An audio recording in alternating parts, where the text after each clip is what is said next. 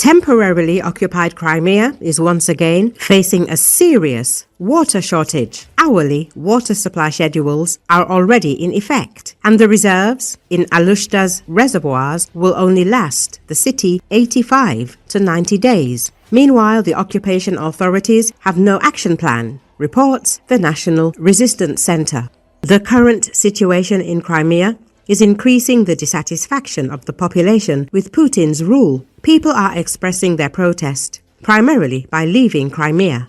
Russian occupation officials from the so-called State Committee for Water Management and Land Reclamation of Crimea have effectively acknowledged the critical water supply situation in eastern Crimea. The problem is most acute in Alushta, where limited water supplies forced authorities to introduce hourly water supply schedules and reduce water pressure to a minimum on October the 1st. According to sources in Crimea, the situation has caused panic among local officials. In Simferopol, there's a heated debate about who will be held guilty in the event of a major collapse: the leadership of the State Committee or Aksyonov's administration. Collaborator Aksyonov himself is attempting to deflect responsibility, blaming the crisis on the Russian Ministry of Defense, which is massively siphoning water from military installations and training grounds. Political circles in the occupiers are actively discussing the possibility of a new personnel rotation in the Crimean administration if the water supply situation doesn't improve by the end of the year. Meanwhile, Alushta officials admit there is no real action plan. Supplies depend solely on precipitation and internal reserves, which are in dire need. Local residents are already preparing for the worst. In some areas of Alushta, some people are forced to collect water from technical sources, while utility services are delivering it by tanker. It's undrinkable, but there's no alternative.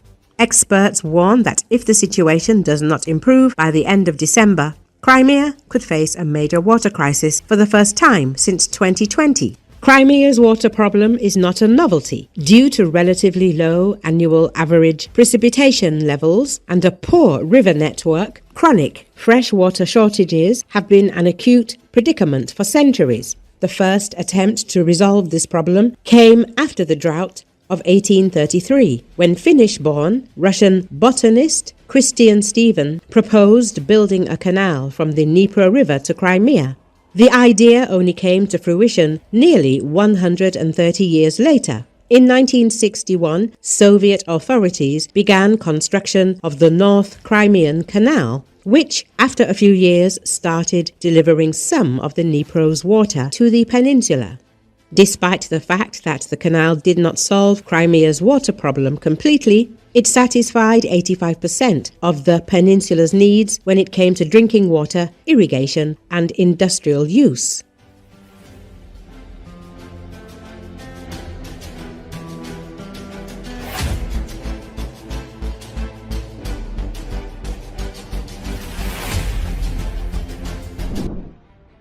When Russia annexed Ukrainian Crimea in 2014, Putin populated it with 100,000 ethnic Russians, completed the Kerch Bridge in 2018, linking Russia to Crimea, and placed it all under the protection of the Black Sea Fleet and the Russian army. Until Putin attempted to take the rest of Ukraine in 2022, this annexation seemed secure. Today, Fortress Crimea is under siege and is about to fall. British expert Robin Horsfall said this. According to him, Ukraine has avoided costly tactical assaults by land or sea and concentrated its early efforts on depleting Russian air defenses. Ukrainian drone and missile technology systematically destroyed Russia's layered air defenses, removing radar, missile launchers, and command centers.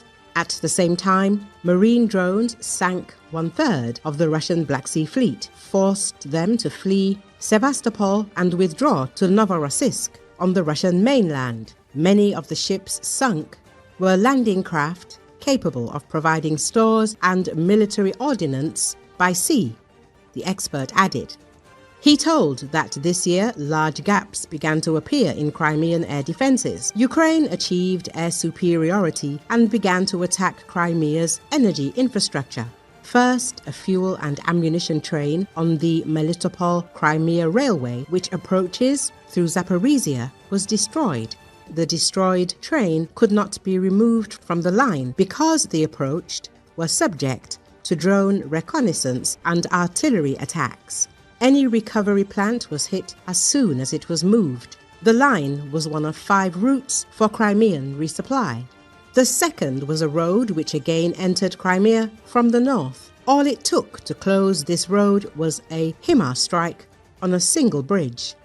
The third route by sea was already closed. It was impossible for ships to dock in Sevastopol. Kerch Bridge was sufficiently damaged to only allow vehicles of less than 5 tons to cross. Finally, the Crimea/Russia ferry route was closed after the ferries were sunk. Air travel is impossible and cannot, even in the best circumstances, supply sufficient resources to supply an army, Robin Horsfall said. After reducing Russia's air defences and logistical supply routes, Ukraine began to hit the energy infrastructure. Crimea has no refining facilities and must import all its energy requirements, most of which rely on gasoline or diesel. This month, the Vadeskoy fuel depot and distribution centre for the whole of Crimea was destroyed by drones. Vadeskoy, situated in the centre of the peninsula, is the main distribution hub for domestic, business and military requirements. Then Feodosia oil terminal, the only seaborne route of energy supply to Crimea, was struck and put out of action. The effects were immediate. Although Crimea had struggled through the past 3 years, the effects of Ukrainian strikes were directed only at military targets. The civilian population, which is predominantly imported ethnic Russians, were prepared to tolerate a situation they regarded as difficult. Now it is more than difficult and getting worse by the day. There is no fuel. Petrol and diesel have been rationed. The military have requisitioned all diesel, and the black market is taking over supply. Civilians are rationed to buying 30 litres of petrol a day if they wait in a 1-kilometre-long queue. Electricity blackouts have begun to occur daily. Many civilians, realizing winter is coming and they might not be able to heat their homes, are using their ration of fuel to get back to Russia. It is believed the Kerch Bridge has not been completely closed for 2 reasons. It continues to fix remaining Russian air defences in situ to protect the bridge, and it provides a convenient escape route for the civilian and military should they choose to use it. Without fuel for a retreat, the Russian armed forces could be abandoned in Crimea. The next Ukrainian targets will be thermal power plants that supply domestic electricity, he added.